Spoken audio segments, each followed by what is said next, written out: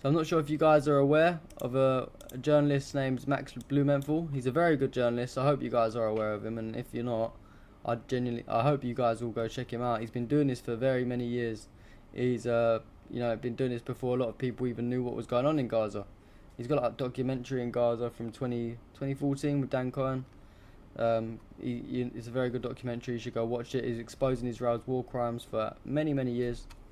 But he had to say a little farewell to good old Matthew Miller and Blinken. Let's see what he had to say.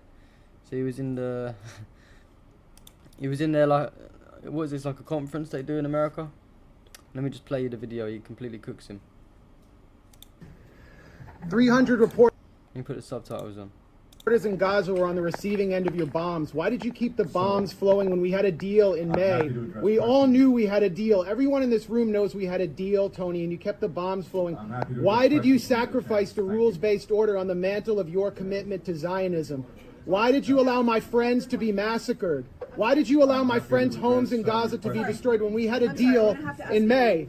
You helped destroy our religion, Judaism, by associating it with fascism. You waved the white flag before Netanyahu. We'll have the time to take questions at the end. You waved the white flag before Israeli fascism. We'll have the time to take questions Your at the end. Your father-in-law was an Israel lobbyist. Your grandfather was an Israel lobbyist. Are you compromised by Israel? Why did you allow the Holocaust of our time to happen?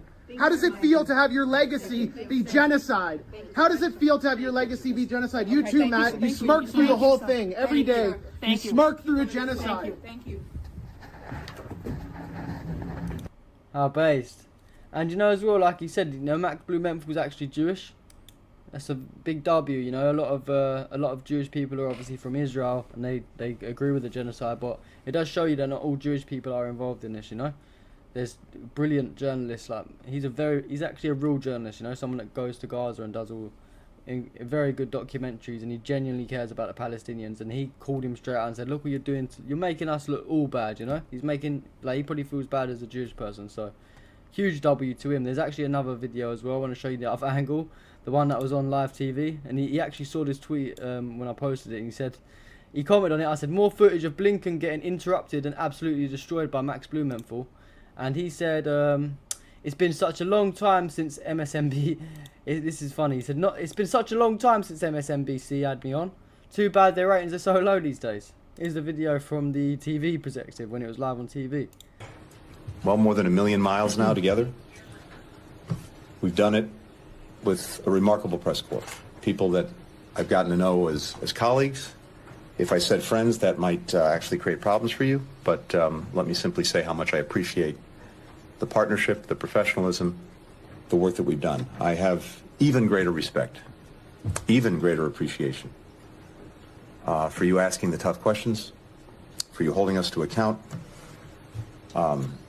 being on the receiving end. Sometimes that's not always the most comfortable thing, not always the most enjoyable thing, but it is the most necessary thing in our democracy. Reporters in Gaza were on the receiving end of your bombs. Why did you keep the bombs flowing when we had a deal? I'm happy to address questions. We all knew we had a deal. Everyone in this room knows we had a deal, Tony, and you kept the bombs flowing. I'm happy to address questions when we get a chance. Thank you.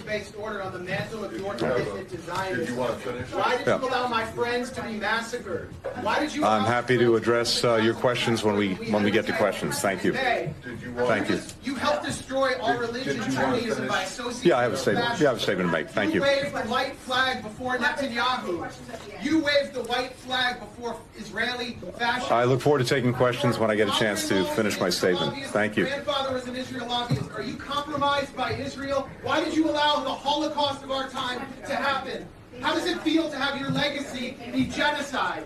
How does it feel to have your legacy be genocide? You too, Matt. You smirk through the whole thing every day. You smirk through a genocide.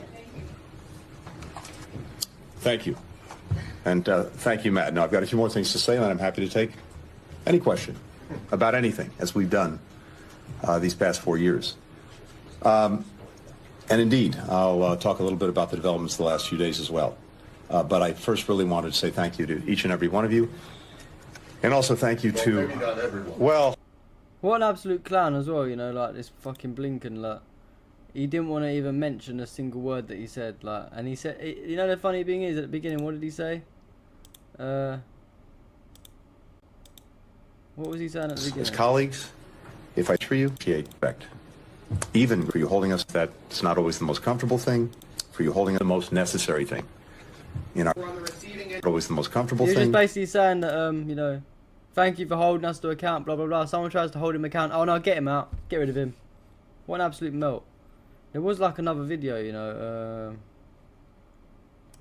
Let me try and get it up. Let me see if anyone else has posted it. Because there was another journalist that was there as well, and I didn't actually post it myself.